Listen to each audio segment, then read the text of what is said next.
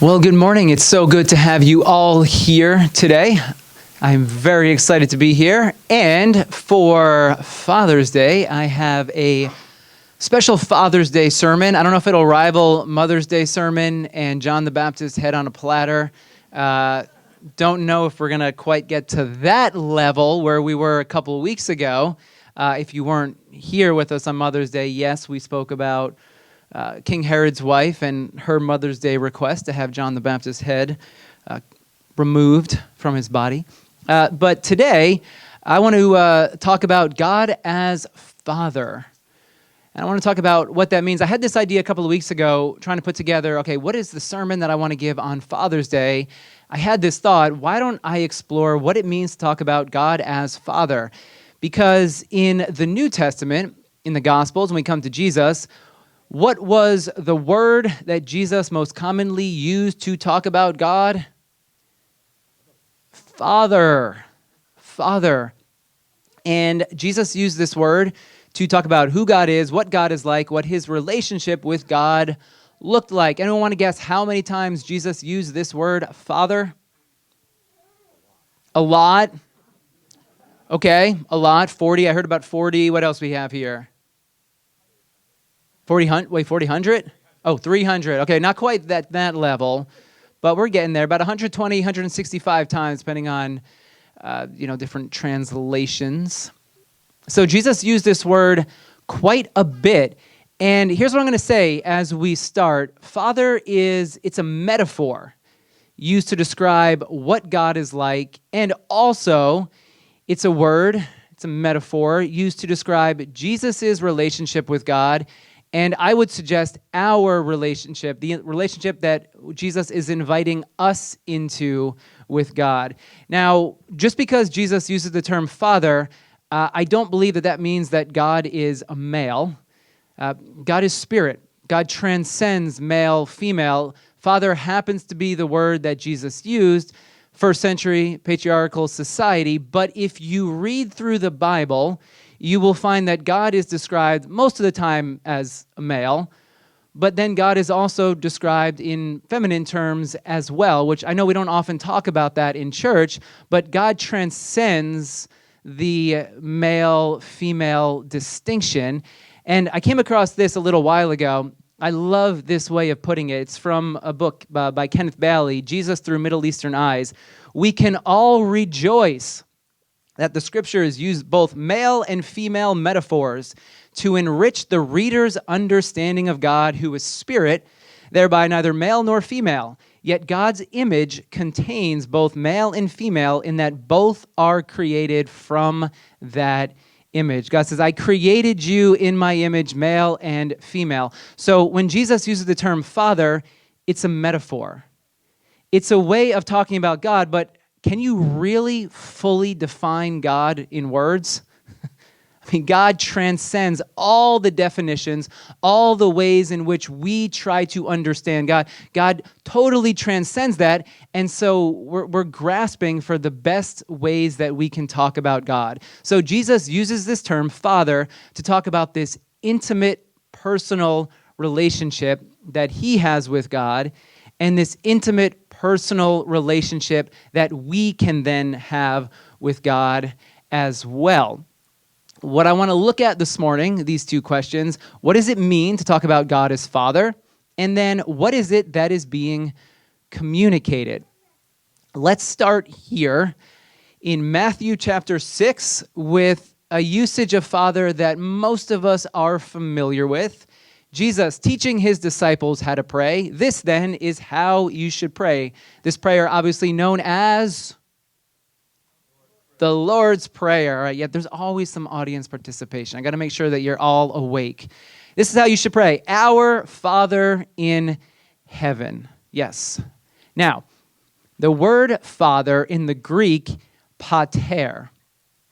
What exactly does that mean? And I got can I say super excited when I started reading through the definition and what it means in the original language and then what it means for us today. There's three things, three attributes, characteristics of God and our relationship with God when it comes to Father that I want to talk about this morning. Here's the first two. When Jesus uses this word, pater, Jesus is talking about one who imparts life, that's the first, and is committed to life. When Jesus talks about Father, we're talking about the source of all things.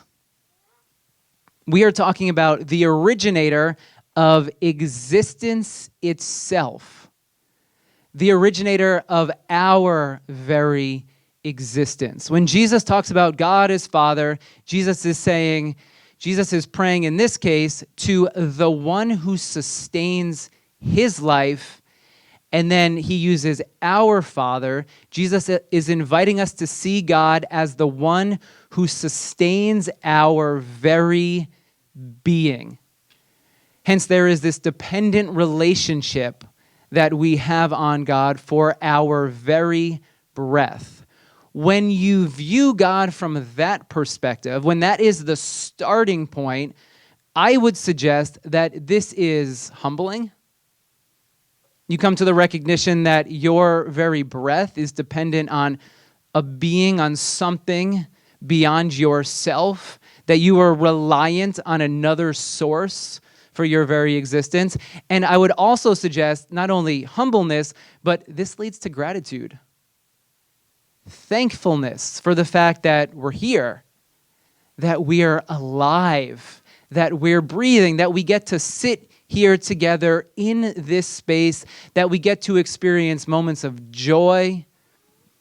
There's moments of sorrow mixed into the human experience.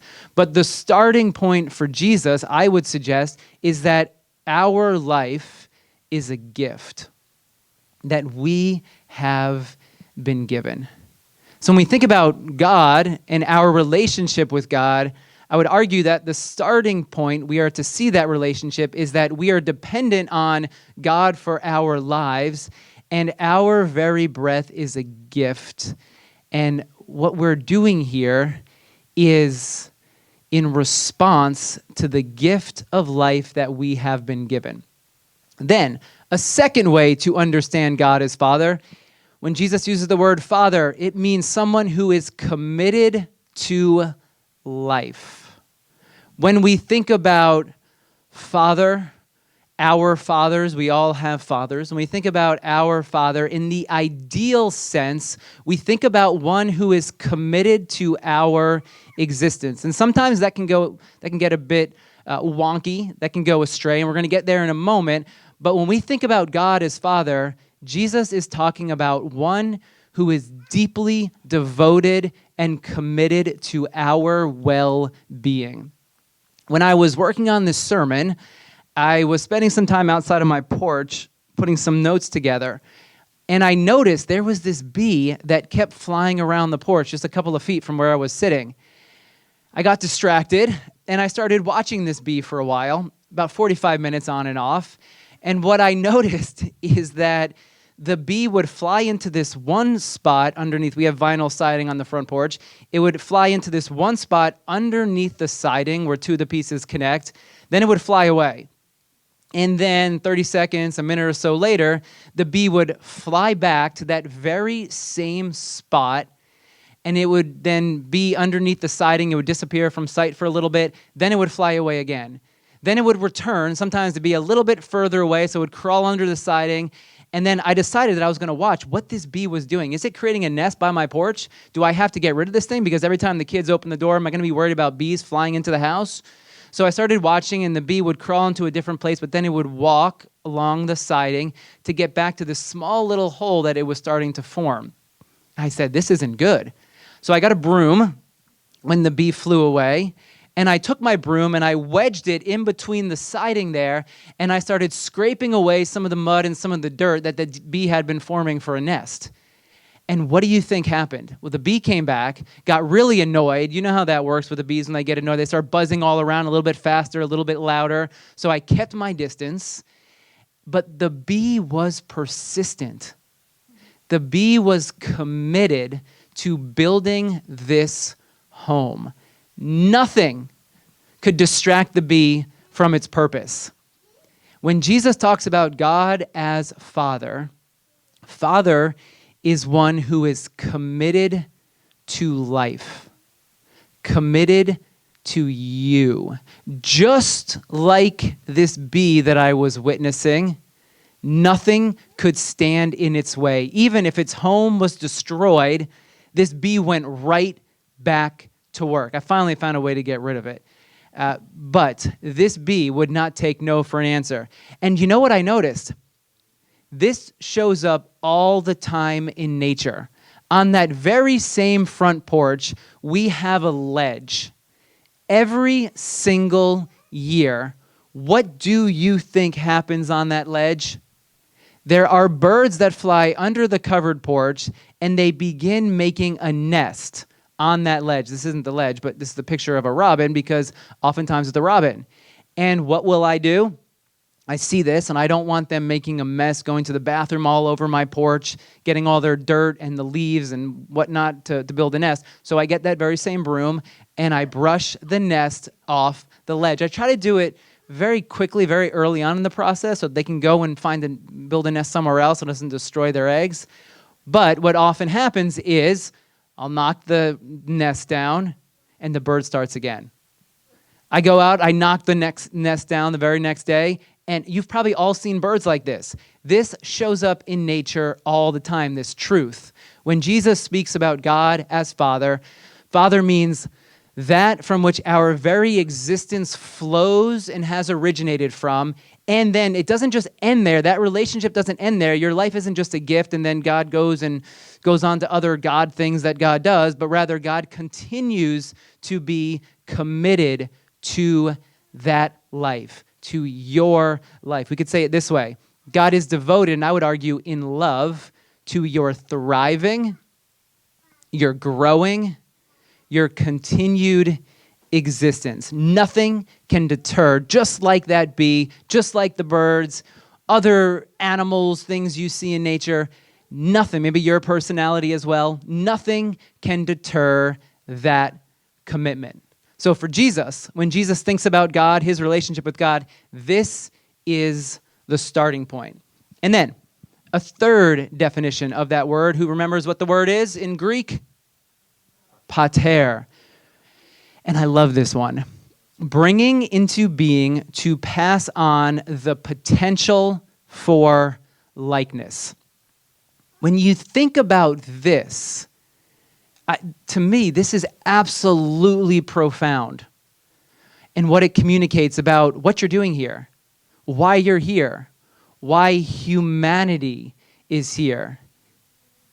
God has brought into being in order to pass on God's likeness. I think that there is this innate desire within all of us to pass on our likeness.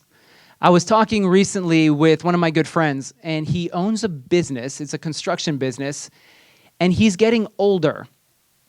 He is ready to move on from the business in the next couple of years, and the problem for him is he wants to pass it on to someone. He wants an apprentice.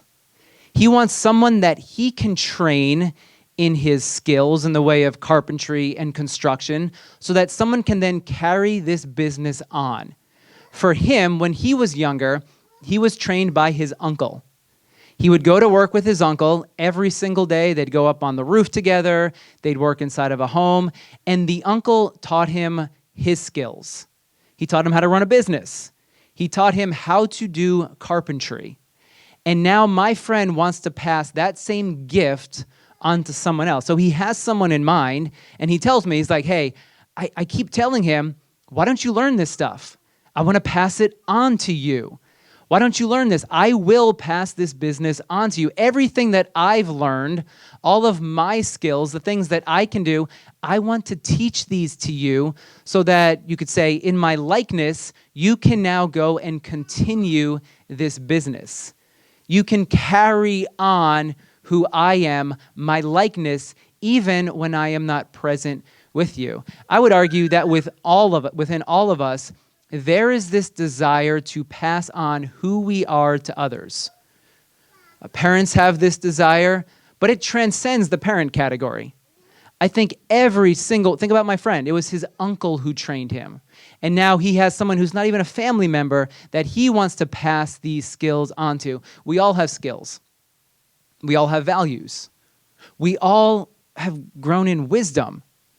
And I think deep, deep within us is this desire we have that the skills, the values, the wisdom that we have gained, it doesn't end with us, but rather that we would then pass it on to others.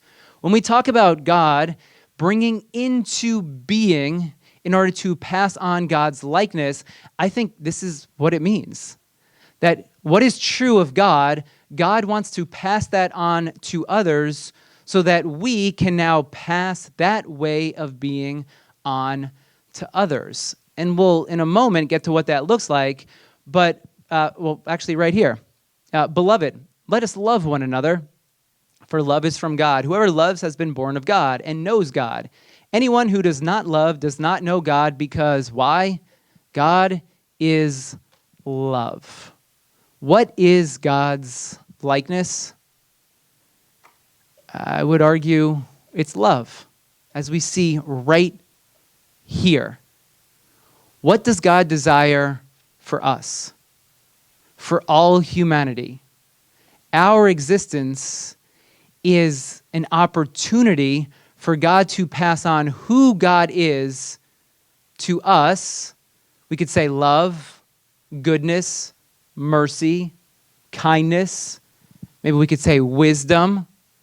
God's desire is to bring into being for the very possibility, potential of then passing that likeness on so that we can then embody that likeness. We can embody love as God is love, and then pass that on to others through how we live our lives. Now, in that definition, we have this phrase right here, the potential for likeness. And that word potential is very, very important, because potential means existing in possibility, not in act.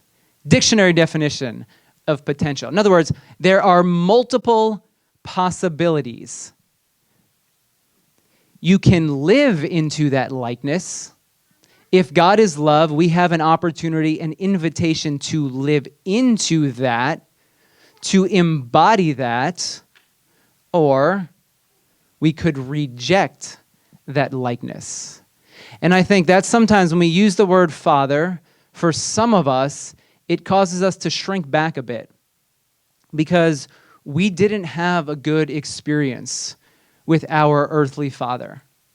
We think about what Jesus is saying about Father, the ideal Father, the source, the one who is committed to you and your life. But unfortunately, that hasn't been true for every single one of us. So you can live into that likeness, or you can reject that likeness. Here's a picture of the Mona Lisa. The Mona Lisa, whether you know it or not, is one of the most replicated images of art around the world.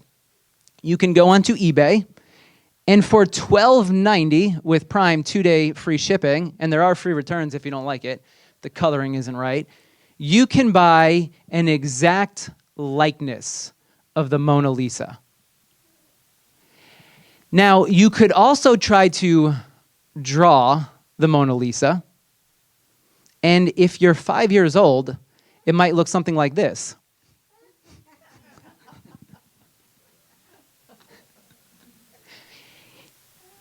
Does it look like that? But, okay, this picture is beautiful because here's the truth. How many of us can replicate this image exactly? But can we do this? Some of you are like, I can do better. This is a 5-year-old's drawing. Come on. Don't compare your art to a 5-year-old. But this is what it looks like to learn how to embody the likeness. Jesus, exact replica of God. Jesus embodied full love, mercy, kindness, goodness. Us, we're learning. We're learning. And we're all going to make mistakes. And we're all going to fall short of that perfect replica. It's part of being human. This is Jesus. Imagine this is God. Here we have Jesus, and here's us learning. So you can live into that likeness. You can learn to embody that likeness, but on the other hand, we could say distort, or you could completely reject that likeness. When I was younger, if I had an art project, nothing I drew would measure up to what I thought the art should look like. I would be up in my room at my desk. I don't even know what I was working on. You can ask my parents about this one. And I would start drawing something, and then I would crumple it up, and I would throw it into the wastebasket or somewhere around the wastebasket. Within a half an hour, this is what the wastebasket would look like. And then eventually, I might just give up completely because I realized, well, I could never measure up to what it is that I'm attempting to draw. It'll never be good enough. Yes, we all fall short of embodying the true likeness of God. But that doesn't mean that we should give up. And it doesn't mean that we should keep our arms straight out and reject the likeness. And unfortunately, that is a reality, that rejection of God's likeness, commitment, love, and devotion is a reality that too many people have experienced. Anyone know who this band is? Going back to 90s rock. Everclear. It's the band Everclear. Yes, John Shue. Now, I was watching a couple interviews with Everclear this week in preparation for my sermon. And there was an interviewer who asked the lead singer, what was your most famous song? What was the song that connected with your audience the most? And what is the song that still does to this day? Anyone know what song of theirs connected? What's their biggest hit, most famous, one that connected with their audience the most?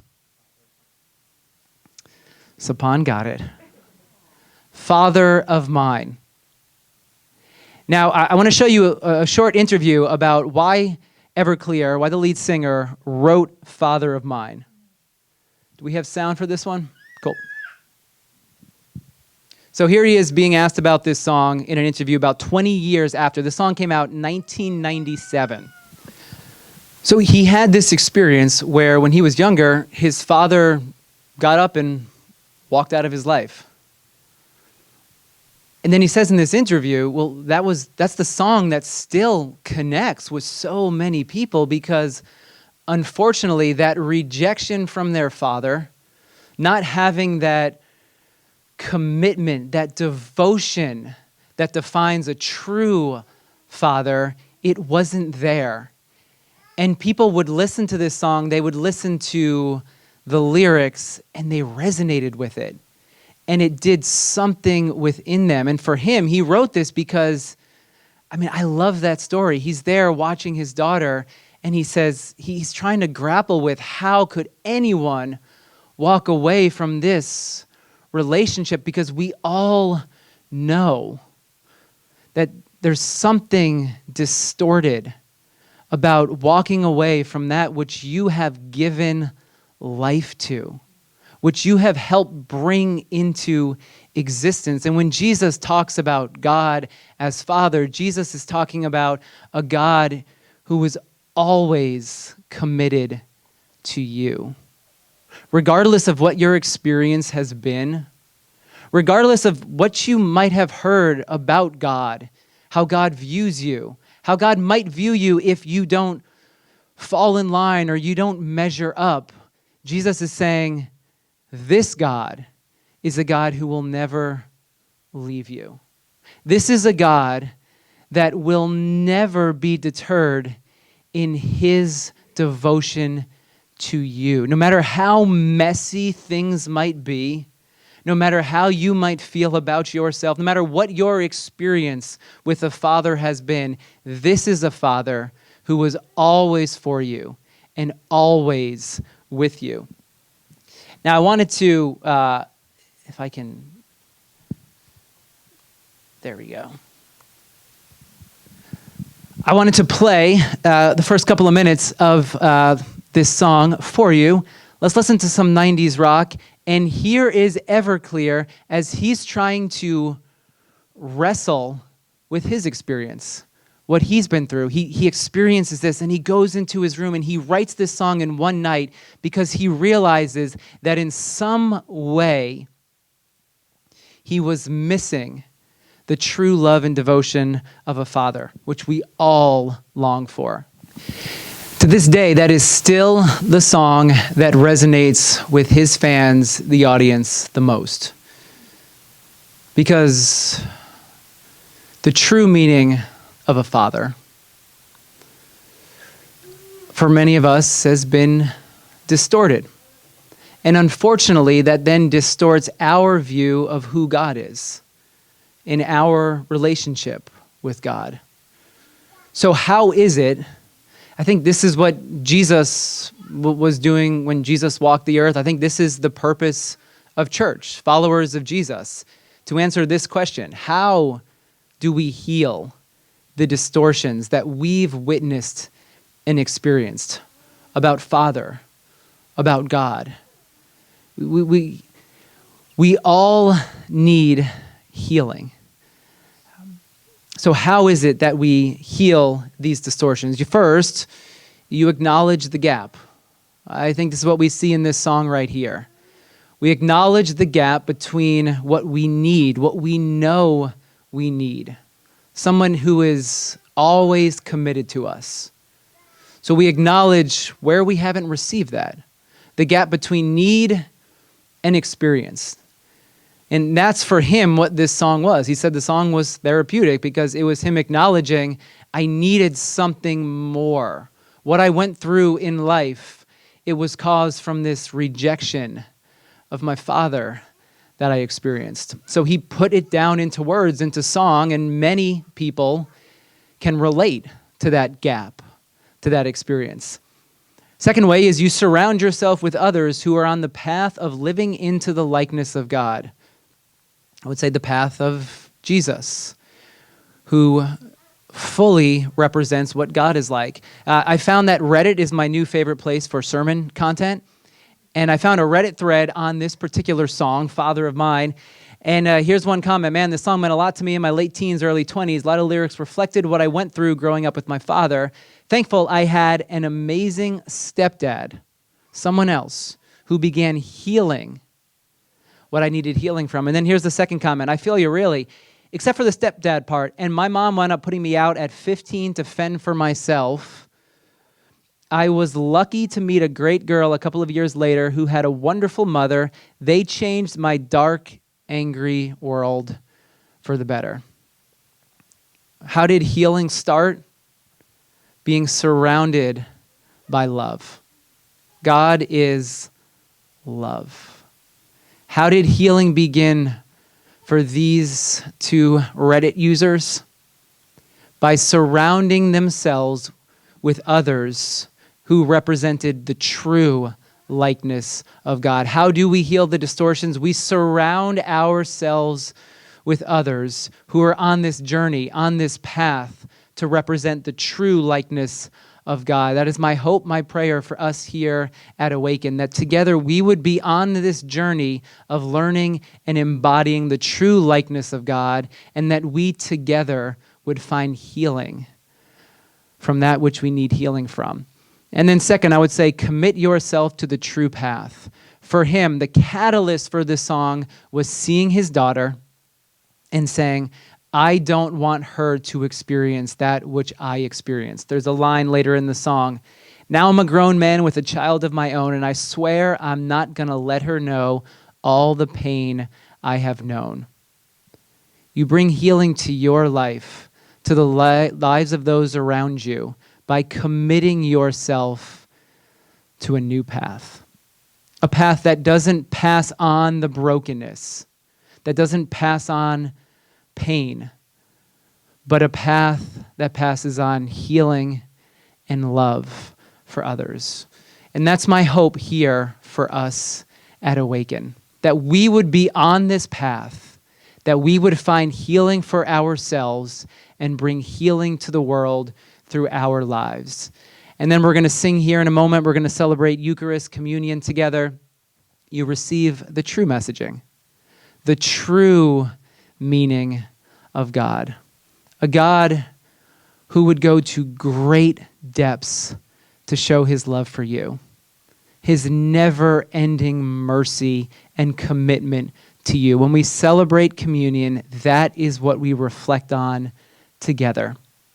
A God who would come to this earth, who would take on human flesh, go through the worst of the worst, take our sin, die on a cross for our healing, and then forgive.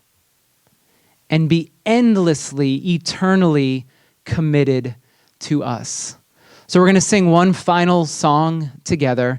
And then when you're ready, during this song, you can come forward, take the bread, take the cup, and be reminded of the commitment, the devotion, the true love of God that is ever upon you.